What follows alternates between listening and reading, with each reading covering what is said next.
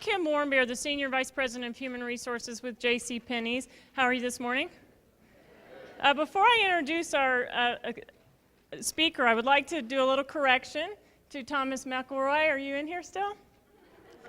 For your next presentation, I'd like you to say that JCPenney's is the first retailer that made it into Diversity Inc.'s top 50 companies to work for from a diversity perspective. We just got that announced last month. Thank you. That would be important for you to know that.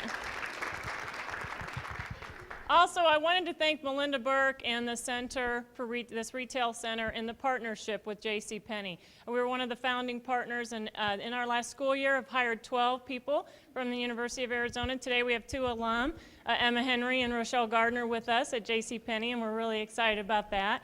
And it's a great partnership, and we appreciate everything that the center does and the university does to partner with JCPenney. With that, I'd like to introduce our speaker, and to the person who asked a question in the last session about stodgy HR, he's probably the least stodgy HR person you'll ever meet. He's very, very strategic, and that's one of the reasons I came to JCPenney. And Mike Thielmann, the Executive Vice President of Human Resources for JCPenney, is not just an HR guy. He also handles our supply chain from end to end, and he also handles our business unit strategy. So he is a true general manager business partner in JCPenney and has done a tremendous job for the organization. In the 5 years he's been there, Mike is very passionate about innovation. The only words that Mike uses in almost every sentence is transformational change. And what are we going to do to grow this business? How are we going to make sure we have the right people? And he is also very passionate about extracurricular community involvement with JCPenney. JCPenney is a company that really partners in every community in which we serve. And Mike is the chairman of the board for our after-school program, in which JCPenney has donated over $50 million in the last 5 years to communities. He's also the chair of the board for FIRST, which is for Inspiration and Recognition of Science and Technology. And it's really a program for students, middle-aged through high school, to spend time in engineering and math. And they build robotics, but it's about teamwork and the leadership skills that they learn. And Mike said, hey, this is something that we need to get passionate about because we need to grow the talent, not only of our employees, but our future employees. And with that, I'd like to turn it over to Mike Thielmann, EVP of JCPenney.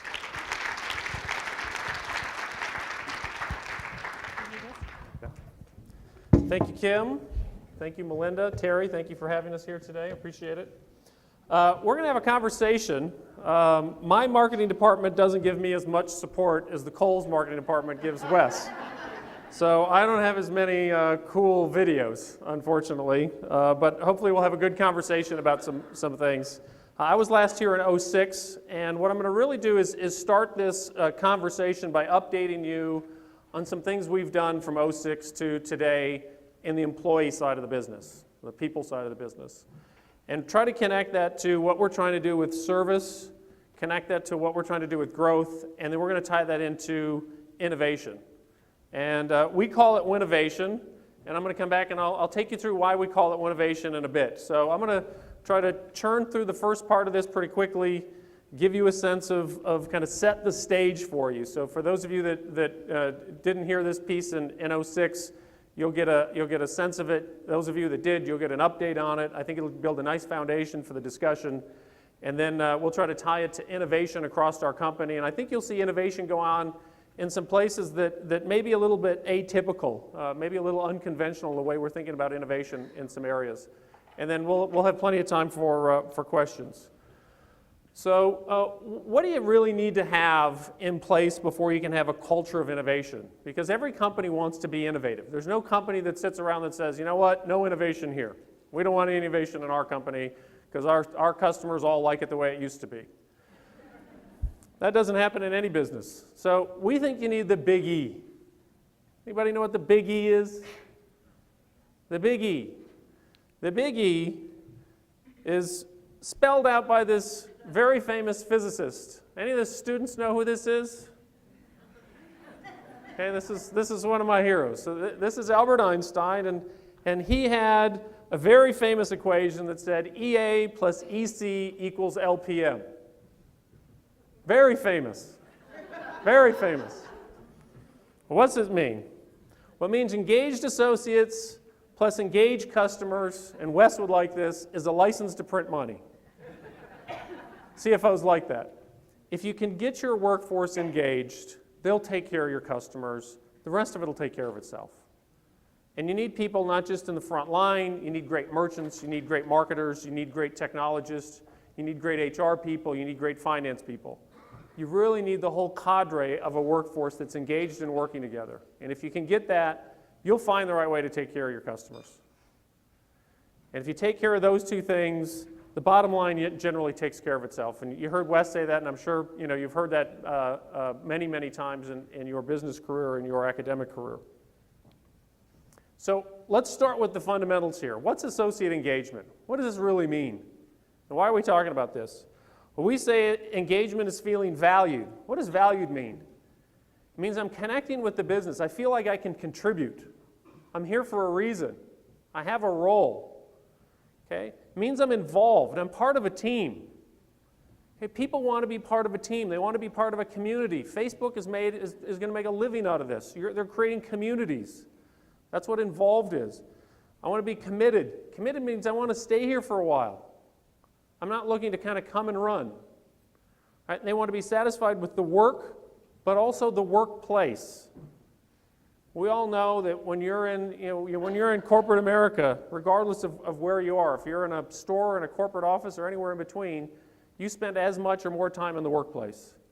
And so if you don't trust the people around you, if that's not a community, if that's not a family, right, you're gonna end up not achieving great results, you're not gonna have fun, you're not gonna be as engaged, and you're not gonna have as high quality of a work product.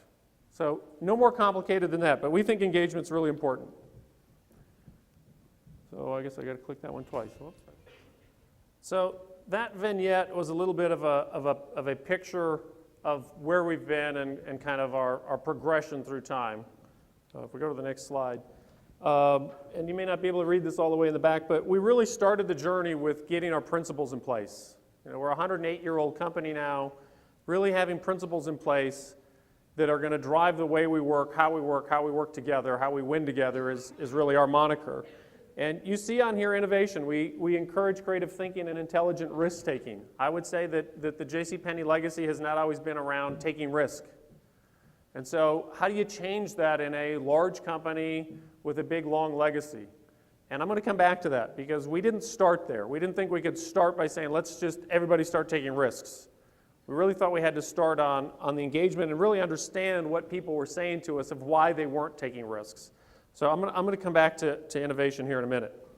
So we talked about engagement, why we need engagement, engaging associates, they'll engage customers, we'll make more money, what the definition is of engagement. We measure engagement. We measure it very granularly. So we take an annual survey, we do it in the summer, and it's 50 questions and a couple of open-ended questions. Open-ended questions are what do you like and kind of what don't you like. They're not any more complicated than that. And we ask the 50 questions tied back to those principles I just showed you, those values. And let me take you through kind of how that looks. We really measure in terms of how we think about engagement, people that say they strongly agree or agree with each question. So that's how we kind of score engagement. So in 2005, we did our first survey. We had 67% engagement, which says 67% of our workforce, of our 150,000 associates, said that they were engaged. Okay? In 06, you see it went up to 73. In 07, it went up to 75. In 08, it went up to 76. And last year, it hit 80. And what's the significance of hitting 80 other than it's a nice round number? The significance is we weren't in the best of economic climates. And so for people to say that they were more engaged in that year in the tough economic climate told us that we had some real traction, we had some real stickiness. The other part that's really important to understand here is the first time we did this survey, it's all online, the whole survey is online. We had 60% of our workforce fill out the survey in 2005. 60%. So that's still a big number. It's 90,000 surveys. Okay. In 06, we went up to 80% of our population. In 07, we went to 90% of our population, and now we're at 93% of our population fills out the survey. What's that tell us? It tells us that they trust us. It tells us that they know we're going to use the information that we gather in the survey, because we get the data down to the individual level.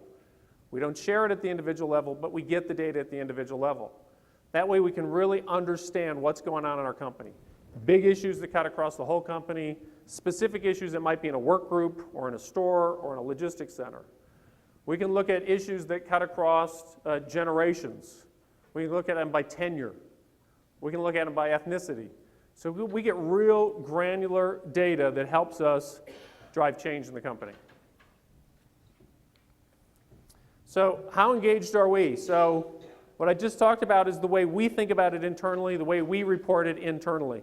The way Gallup does it, and these are 2007 numbers, I believe, for Gallup, is Gallup only looks at top box.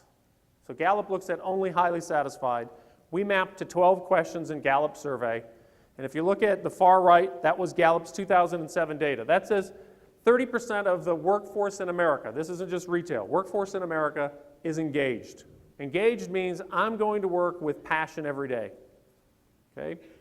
Indifferent means, it's okay. It's a job. I need to go there. I need to work for a while. I need to make some money for whatever reasons, right? I'm saving up to do something, or I got a family I got to take care of, but it's just a job, right? Disengaged, those are what I call the troublemakers. Those are the people that are driving value out of your company. Those are the people that are driving value out of the team. Okay, so those are the disengaged people. So you can see from 05 to 09, we've gone from 30% that are engaged to 55% engaged when we look at comparisons to Gallup against those 12 core questions. You look at indifferent, we've cut that number down. In disengaged, we've cut down. So a lot of that is around innovation on how we hire. And we get to Q&A. I didn't specifically put slides in here on hiring, but I can talk about how we hire and how we interview and the things that we've done there that I think has really helped us in this area. But we're pretty proud of what we've done from an engaged standpoint of continually raising the bar in our teams and in our workforce with all of our 150,000 associates. So retention, there's a real correlation to retention. So the most engaged quartile, so the top 1/4 of our population, by and large it's stores, that's where the vast majority of our teams are. We've gone from 58% to 74%. That means the people that are highly engaged are saying, my intention is I'm going to stay here for a long time. I really want to have a career here. Right? And that's what we want. We want people to want to stay here to have a career. It doesn't mean that we promise work for life. Right? It doesn't mean that we don't have high performance differentiation processes in our company to make sure that we're constantly raising the bar. But we've got people that have the intention to stay with us for a long period of time. And that's pretty powerful. And one of the speakers this morning said, when the economy starts to warm up and starts to heat up, that's going to be a major issue for a lot of employers. We feel pretty good about where we are in that space right now. We think we've created this stickiness with our associates. Biggest movers. This is biggest mover since 2008. Our associates can participate in programs to improve the environment. These are questions that are down the left, and then our numbers kind of in the middle. We've done a lot in the community space. We've done a lot in the environment space, and I'm going to talk about some of the innovation that we've done in both community and in environment in a few minutes here. But this really wasn't something that we messaged in a big way inside the company. We've been with the United Way for over 80 years. We've been doing after school since 1989. But this really wasn't a big space that we messaged. And in the environment, we kind of did things under the radar. We didn't message it in a big way, and I'll talk about that in a little bit.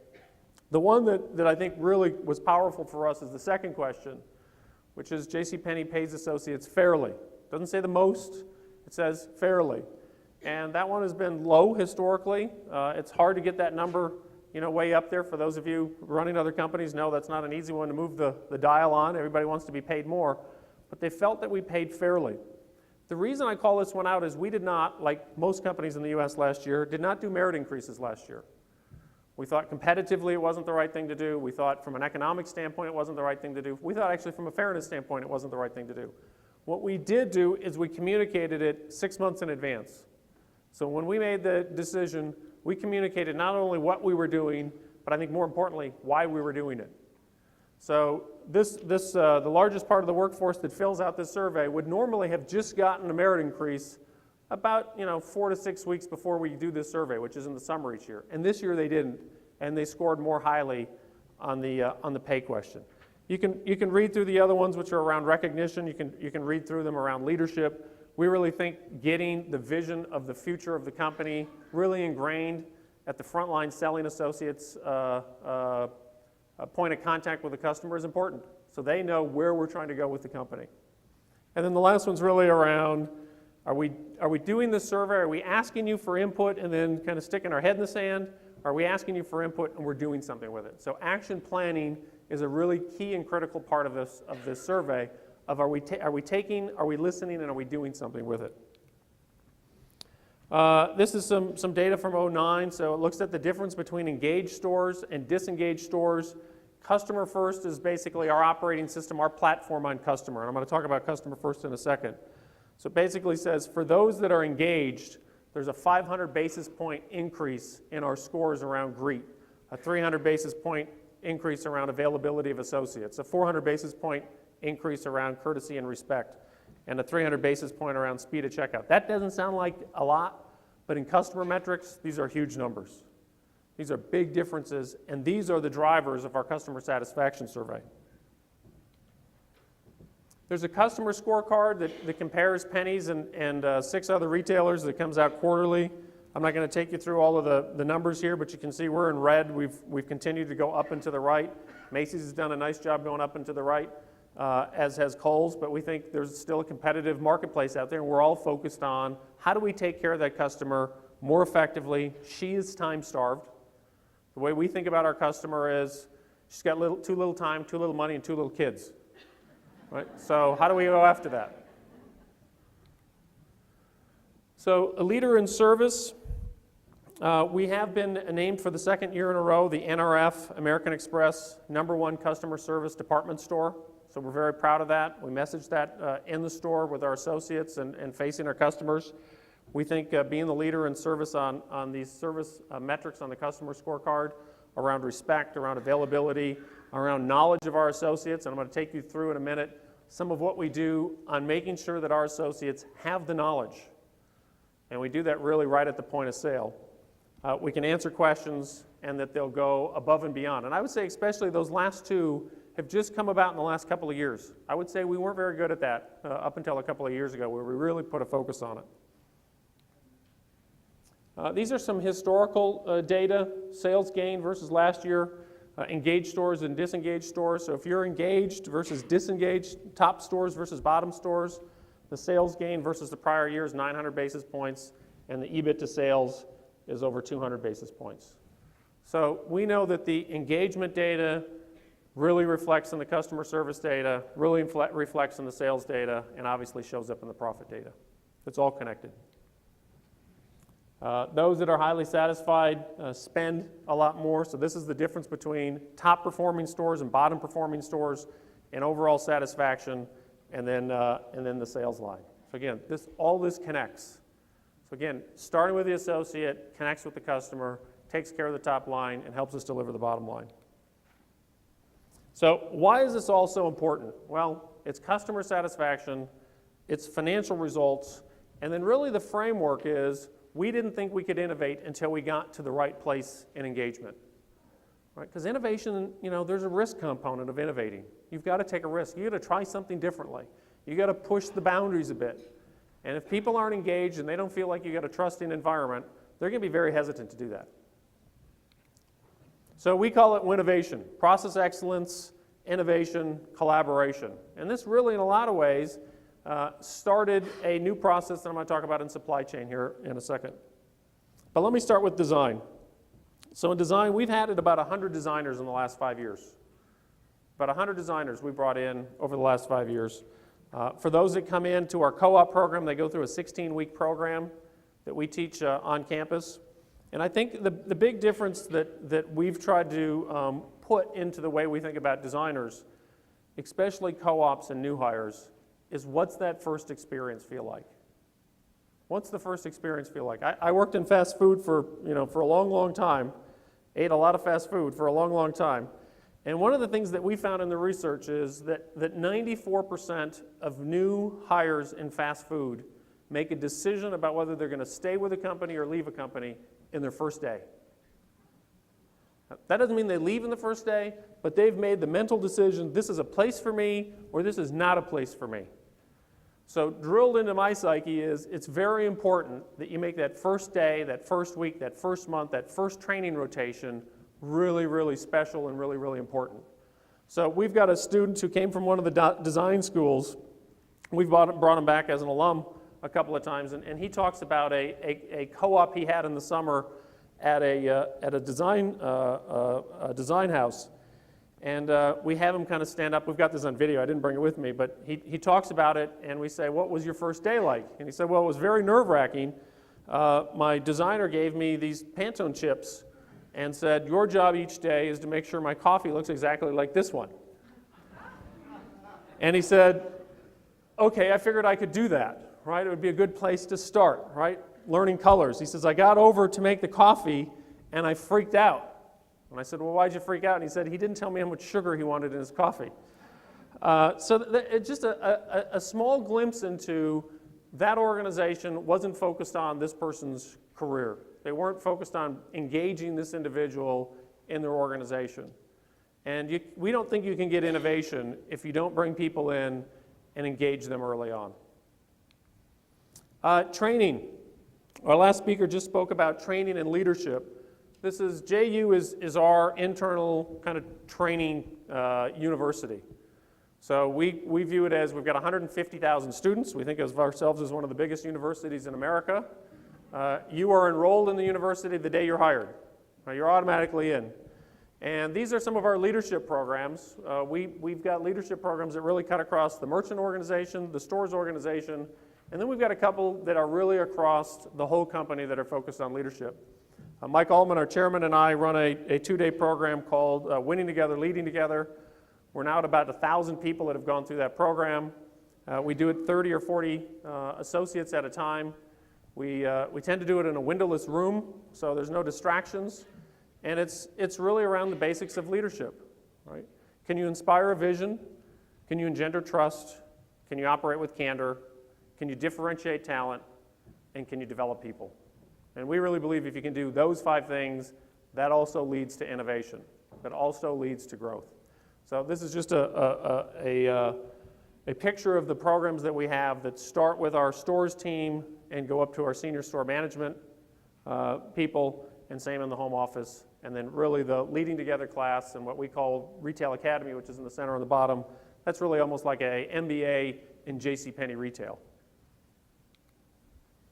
Innovation and training. We made a big investment back in 2005 to web enable all of our historically called cash registers, because that's really what they were. And while these are great for the transactional side of the business with our customers, what we found is these are 35,000 web-enabled devices. So we can push training right through these. So a great innovation and training for us is being able to push a 2 or 3 minute training or communications piece right to one of these 35,000 terminals, where an associate can call it up with 2 hits of a button and watch a 60, 90, 120-second vignette. Maybe it's something about a brand we're launching. Maybe it's something around a communication we want them to know about. Maybe it's something around a new product. And we constantly refresh these and we catalog them. So you don't have to watch all of them. If you work at home, you're going to see the corporate-wide vignettes, and you're going to see those that apply to home. So it's a great way that people don't have to go off the sales floor, down to a training room, get organized with a bunch of other people to see 2 minutes of training. It's kind of just-in-time training. So think about it as a YouTube-esque kind of approach to just-in-time training. The other part of training is we have a JLearn. For those of you that don't have a TiVo or a DVR, you're probably at least 5 or 10 years behind. We've got a DVR in every store. We call it JLearn.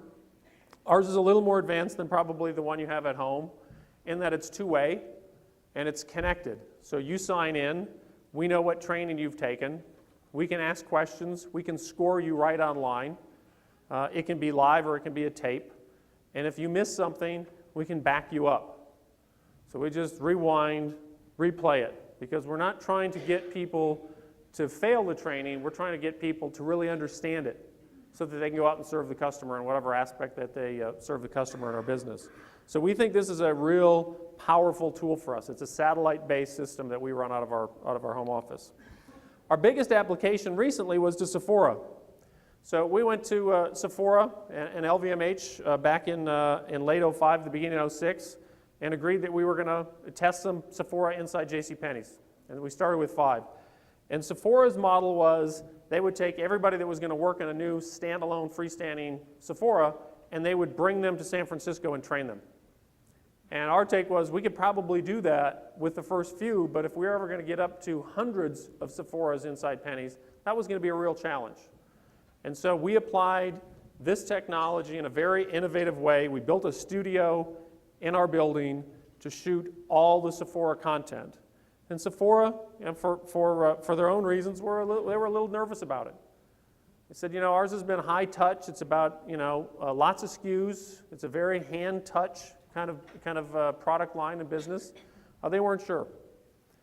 They've now built their own studio in San Francisco. And they're now doing this for the rest of their freestanding stores.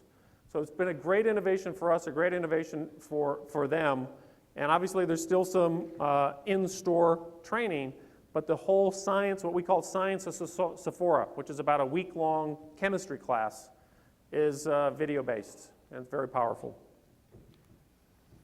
Innovation in marketing. So some of the things we're doing in marketing, you're all downloading apps. Hopefully you're not downloading apps as I'm talking, but you all can download apps.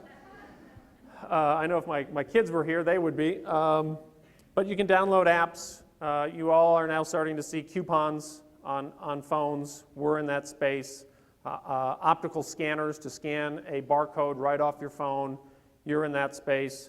One of the things that we're doing with our internal content, and I didn't bring a copy of that or a presentation on that today, is some of our internal communications that are print-based, we're putting Microsoft tags on. And that's the one where you take a picture with your phone, and it takes you right to a link, and you can see a video or a website right on your phone that we want you to see.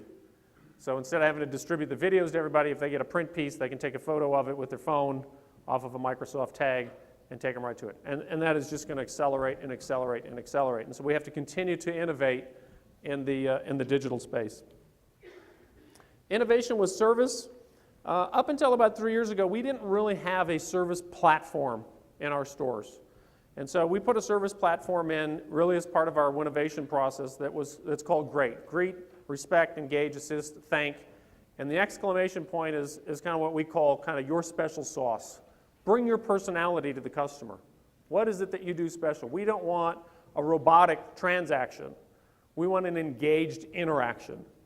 And so we really want innovation going on every day with our associates, with their customers, engaging their customers so that it's not transactional, it's not robotic.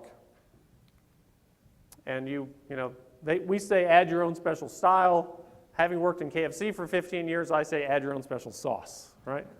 I'm a sauce guy. Innovation with customers, JCP Rewards. We're doing a lot of work with JCP Rewards. We got about 4 million members in our JCP Rewards. We're doing a lot with communities right now to learn. We've got thousands of people in our online communities to get interaction and get feedback with. So it might be a new product or a new product idea. It might be a service idea. It might be a fabrication or a color or a style. And so we're constantly talking to our customers through online communities to get feedback from our customers. Technology, we decided to make ours look like a big iPod, right? And that's really what it is, and it feels like a big iPod. It's transactional. You saw one this morning. It's transactional, does those similar things, but this also is like a big iPod. So you can play videos on here and get video content of our offerings, as well as transact, as well as make a purchase, as well as key in your email, etc. So it does all of that functionality. We call it Find More. And for us, it's a way for us to take to smaller stores, because we still have a lot of small stores. Remember, Penney's grew up kind of in small-town America before it got to kind of big city America.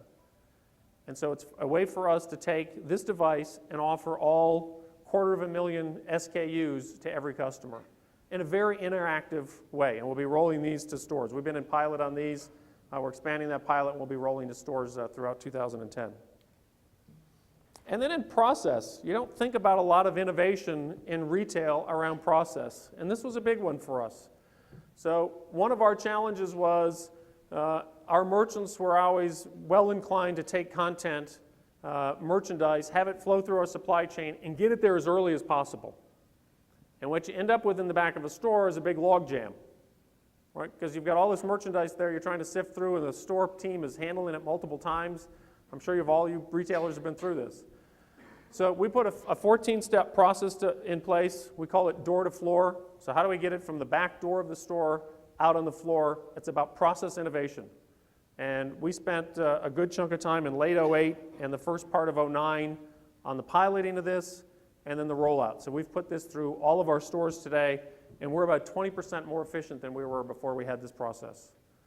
Why is that so important? That says we can take that 20% that we were working on, reshuffling merchandise in the back stock room where customers can't see it. We can take those hours and we can make them customer facing so we can engage our customers more. So process innovation is very important.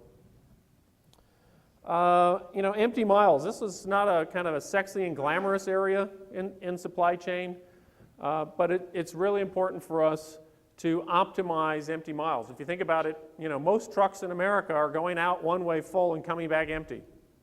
That's kind of how most supply chain networks work. What we've done in the last year and a half is a lot of transformational work, and we are carrying merchandise for some of our competitors. And we're totally happy with that. We're handling merchandise for competitors when we've got an empty mile and we've got a lane that maps to where they're going. We think it's the right thing to do for the environment, and it's the right thing financially because it helps us fill space that we have, and it usually helps them. So we think it's a win-win-win. Again, not a glamorous area, but in process, if you're thinking about sustainability, how can we continue to take waste out?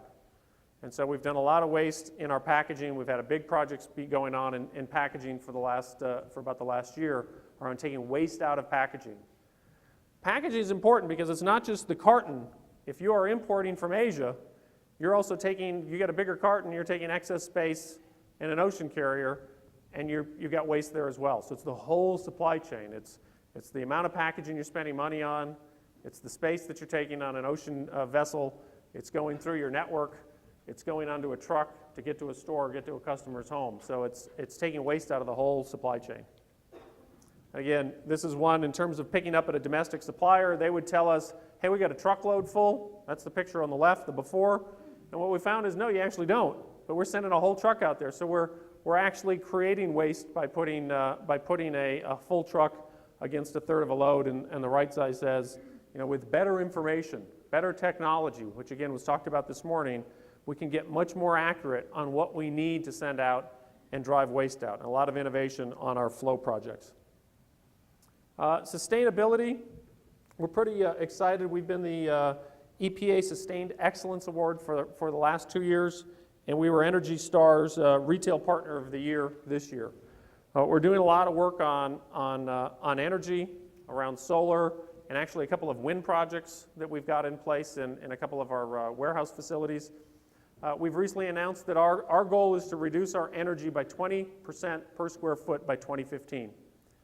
So we've made a lot of investment in the conservation side. We have a whole energy management system. So if you think about a typical store or warehouse, all of the energy systems, we actually manage that centrally out of our Plano headquarters.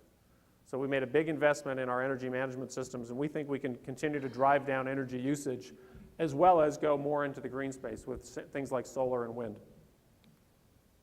So innovation in supply chain. This was really, how do we engage the 10,000 associates in our supply chain to innovate?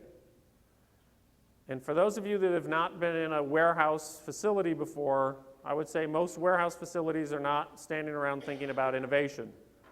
All right? They're thinking about, all right, my job is to do X, move these cartons down the line, do packaging, put labels on, build a pallet, put it on a forklift, get it into the back of a truck. They're not usually sitting around thinking about innovation. We really thought there was a lot of innovation that could be done in our supply chain, especially inside the warehouse. So we wanted to give our associate a way to do that. We wanted to engage them to collaborate to help us find solutions. And then we really wanted to teach them around brainstorming, right, and creative thinking tools. So we developed something called the Idea Store. So we've all had the opportunity to drop a suggestion in a suggestion box, right? This is an online version of that. And we're kind of taking it, beyond that. So in the first, 15 months we've had this up, we've got about 7,000 ideas from our folks. And we've implemented about 800 projects that are all around innovation. And there's no big silver bullet here that's going to take out hundreds of millions of dollars of cost, but they all are adding up. So we're getting big ideas, we're getting one-off ideas, we're getting team-based ideas that really are adding up. And it's a very simple process. They go to a kiosk inside of a warehouse, they write in their idea, and they submit it. And then it's handled. So everybody that's ever put a suggestion in, you always think, okay, it just goes into a pit and nobody ever does anything with it. We handle. We've got an operations excellence organization that handles every single idea. So that was the start of the idea store. We also put out events. So we have events where we post a challenge to say we're trying to solve X.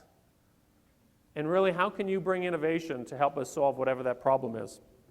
And then we tried to make it a little fun with celebrations and communications and updates, and we've got scoreboards and tracking cards, and this is across all of our 25-plus facilities across the U.S. So they're also incented to share these ideas. So we're not holding them in our warehouse, we're sharing them across our whole network. And so we put in place what we call Winnovation Wednesdays. So it kind of highlights and says on Wednesdays we want to make sure we bring our thinking caps and we're really focused on innovation on Wednesdays. So we've put that in place, and now we're coming back and saying, all right, so how do we give them the next generation of tools they need? And we're putting lean in place. And so we've done a learning map for 8,000 plus of our supply chain associates. They'll go through that. We'll take Winnovation training for leaders. We got about 150 people that'll go through that. We'll go through a green belt training, and then we will have certain jobs that if you want to get into those slots, you're going to have to be a black belt. So we're in the midst of that right now. We're rolling this out as we speak. By the end of 2010, we'll have it fully rolled out to all of our supply chain team. We are actually up in Salt Lake where we've got our back office kind of accounting center as well, and we're doing the same thing there. And we'll continue to expand that out, how we bring Winnovation to a lot of process work. And here's an example of the map. So this is in the form of almost a game. We use maps like this on diversity, we've used maps like this on customer service, and we've also used them on engagement and other things. So it is an engaging way. It's about an hour and a half engaging, learning the business and learning how you engage with your peers and how the whole supply chain process flows. And we'll take all of our associates through that. And so here you kind of see it in action. So community, Kim talked a little bit about community. Again, we're passionate about communities. I wouldn't say community is something that publicly we scream from the rooftops. We're kind of silent on this one in a way, but we're very passionate about it. So our passion has not waned. The first is something we got involved in about 3 years ago. It's really about robotics, but it's not. It's really about kids learning in their communities. It's really about kids having somewhere to go after school and do something. It takes robotics and kind of mixes it with sport, and you end up with kind of a March Madness-like society. So this has now gone global. It starts with kids down at kind of what we call in Texas football the Pop Warner League, so kind of elementary school, kind of into middle school. Then there's kind of a junior varsity kind of version of it that's kind of 7th, 8th, 9th graders. And then the one we're focused on is FRC, which is really focused on kind of think about varsity. So these kids get a team together. We're funding teams. We funded 60 teams across the U.S. this year. We're going to fund about 200 teams next year, and our plan is to get all 1,100 of our communities connected with a first team that connects to each one of our stores. These kids see a video, a broadcast on January 9th. That day they get their package of parts, which is highly technical, lots of technology, lots of moving pieces, lots of gearing, right? Game boards. They have 6 weeks to put this together and figure out how they're going to compete. And then it gets packaged up and gets sent to where they're going to have their first competition. So think about the amount of innovation that goes on during that 6-week build period. The games themselves are really around gracious professionalism. So a team that you're competing against doesn't have a part when you're working on your robot between matches. These teams all share, they all help each other. So learning about collaboration, learning about innovation, learning about working under pressure, is great, great, great for these kids as community advocates, as students, and as people are going to work for our companies and others in the future. So we think that is really, really important. So thank you for the time. I'd be glad to take any questions.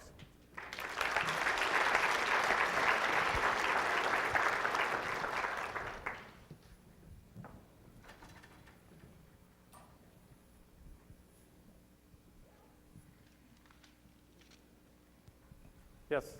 I work at a high school. How does a local high school get involved in this? Because currently, we know that engineering is a big field coming up. The need for engineers, and they're all coming from out of the country. We need to grow our own engineers, and we're seeing in our high schools engineering programs being dropped because administrators don't feel like it's important enough. Right. So I look at this as a great venue for harvesting those individuals and hopefully taking them to that area. How does a high school get involved in that? Right. So how's a high school get involved? So usfirst.org is the website. If you are in a community and you want to be involved, contact us at Penney's. Because what we're trying to bring to it is not just money. What we're trying to do is bring new teams. So our focus has been on rookie teams. We actually host, there's 43 regional events across the U.S. They're kind of 3-day March Madness-like events. We host the Dallas Regional, which we really have the space. We use SMU's Coliseum. We really have the space for about 44 teams. We had 52 this year. We kind of couldn't say no to anybody until we got to 52. Then we had to say no, or the fire marshal was going to kick us out. Next year, we'll probably find a bigger venue and we'll run 2 fields at the same time. A typical field, what you saw on that, is about this set of chairs. That's about how big the play surface is. Right, this area here. That'd be another one. And these kids they're mind-boggling, amazing kids, just amazing. So our focus is really around bringing newness into it, bringing new teams to new communities. And we're going to fund 1,100 teams when it's all said and done. There's about 1,200 teams today, so we're trying to help first basically double their footprint in the U.S. We think we're going to get a lot out of it. I think we've learned a lot. Our CIO and I were on a couple campuses about a month and a half ago, and to be honest with you, we weren't sure what we were looking for. We went to these campuses not sure what we were trying to hire.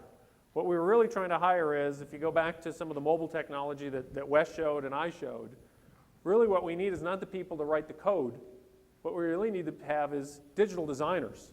That people can really translate that into what do you see, how do you use it as a customer.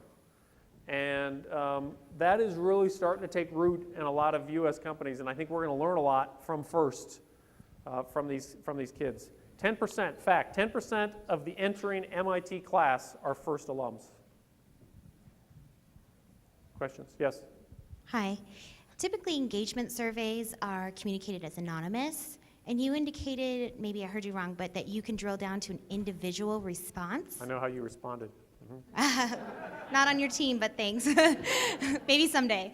But so with that high level of participation, you must be also communicating something to the employee that indicates that even if they are having challenges in their store environment or in their environment in general, there's some sort of integrity to the process before they're called out as an individual. Yep. That's the question. Okay. Sorry, that's a comment. Okay. It's a comment. I'll turn it into a question. First of all, our surveys are not anonymous. They're confidential. Okay. So if somebody wanted to, if we wanted to, drill down and find out what you said, hypothetically, we could do that. Right? There's one person in the company that kind of has the keys to it. Right? It's got kind of the secret combination. But we don't issue any reporting that has less than 10 associates, so that everything is confidential that way. The day we do that, quit asking people. Right? The day we drill down and use individual data, turn it off, wait 15 years, and then you can start it up again. So we don't drill down to the individual level. We'll drill down to the work group. And even when we only have 10 associates, we don't then report comments, because we think there's too few comments and people can kind of figure out what somebody said. And that's not what this is for. This is not a gotcha program. This is a give us feedback and tell us what we need to be working on. So we keep it confidential. It's a very powerful tool as long as you use it the right way. Other questions? I'm getting the hook. Thank you very much.